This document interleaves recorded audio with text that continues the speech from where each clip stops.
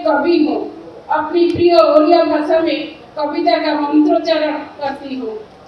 जब किसी लेखकों को पुरस्कार मिलता है तब वह पुरस्कार और सम्मान उसके लिए नहीं होता, बल्कि उसके लेखन के लिए होता है, ऐसा मुझे लगता है।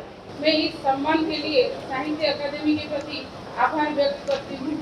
यह पुरस्कार पाने के कारण ही आज मुझे आप जैसे ज्ञानी गुणी साहित्यकारों के सम्मुख अपनी बात रखने का अवसर मिला है।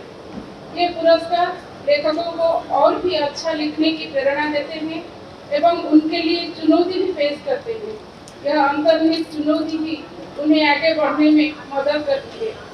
प्रभु की करुणा, मेरे माता पिता का आशीर्वाद, पति और बेटे के सहयोग एवं सर्वोपरि मेरी सृजनशीलता को परिपुष्ट, प्रभावित, प्रोत्साहित करने वाले अपने अग्रज साहित्यकारों, समसामयिक लेखकों व पाठकों के प्रति मैं ऋणी हूँ। मैंने अपने विचित्र जगत और जीवों से जो प्रेरणा पाई है उसे भाषा में खूब अभिव्यक्त नहीं किया जा सकता। मेरी निरंतर यात्रा के गवाह है वे। मैं गायत्रीबाला पंडा एक भारतीय लेखिका हूँ। अपनी मातृभाषा ओडिया में कविताएं लिखती हूँ, कहानी, उपन्यास, निबंध और स्तंभ भी लिखती हूँ। लेकिन मूलतः मैं एक कवि हूँ। अपनी प्रिय ओडिया भाषा में कविता का मंत्रोच्चारण करती हूँ।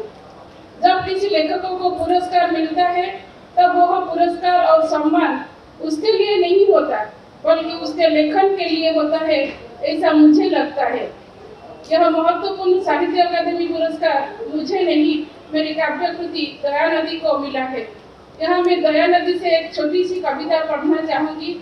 ये कविता दया नदी मेरा जो किताब है वो हिंदी में अनुवाद हो गया है। उसका अनुवाद किए हैं राजेंद्र प्रसाद मिश्रा ने। युद्ध कभी समृद्धि नहीं लौटाता, न ही लाता है शांति। युद्ध प्रगति लाता ही नहीं, लाता है पश्चाताप और पीड़ाए अनंत। दया नदी ओडिशा में भुवनेश्वर के निकट बहती एक नदी है। इसी नदी के तट पर कलिंग युद्ध हुआ था। दुनिया का इतिहास पढ़ने से पता चलता है कि यह युद्ध मानव समाज का सबसे बड़ा युद्ध था। यह सम्राट अशोक और कलिंग के बीच हुआ था। इस युद्ध में दया नदी का पानी बन गया था रक्त प्रवाह। युद्ध की विभीषिका ने सम्राट चंद्र अशोक को धर्म अशोक में रूपांतरित किया था। मेरी काव्य कृति दया नदी इसी कलिंग युद्ध की गाथा है। इसमें समर्पण, पृष्ठ और परिशिष्ट को मिलाकर कुल 64 कविताएं हैं। युद्ध की सारी विभीषिका, सारी स्पर्धा और सारे अहंकार में सिर्फ एक ही अनुच्चारित स्वर गूंजता है, जो है पराजय का। ये कविताएं इतिहास की कोई तात्विक समीक्षा या काव्य रूप नहीं है, बल्कि ये इतिहास की नदी में नौयात्रा करने वाली एक मानवीय संवेदना है। मैं इतिहासकार नहीं हूँ, एक मामूली इंसान हूँ। इतिहास पढ़ते समय किसी प्रमाण, तर्क या सिद्धांत ने नहीं, बल्कि मुझे आंदोलित और आलोकित किया युद्ध की भावना ने, जिसकी एकमात्र गवाह है दया नदी। इतिहास में दया नदी से भेंट होने के बाद दया नदी अब एक नदी बनकर नहीं, बल्कि रक्त प्रवाह बनकर बहने लगी मेरी सिरा प्रसिरा में। मुझे लगा मानो दया नदी में आत्मा है। इतिहास से, किंवदंती से अधिक सच है उस आत्मा की अर्थमयता, जो अर्थमयता आज भी हर ओडिया के रक्त में अमृत के रूप में बह रही है। इंसान को इंसानियत की राह दिखा रही है, शांति, मैत्री और प्रेम का जयगान कर रही है।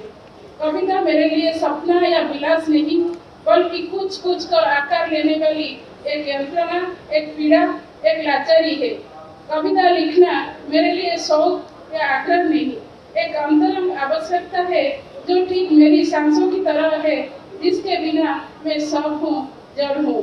कविता मेरे लिए स्वतः बहते आंसू है, जिसके बह जाने के बाद कुछ समय की आश्वस्ति से मैं आमोदित हो उठती हूँ, पुलकित और जीवंत हो जाती हूँ।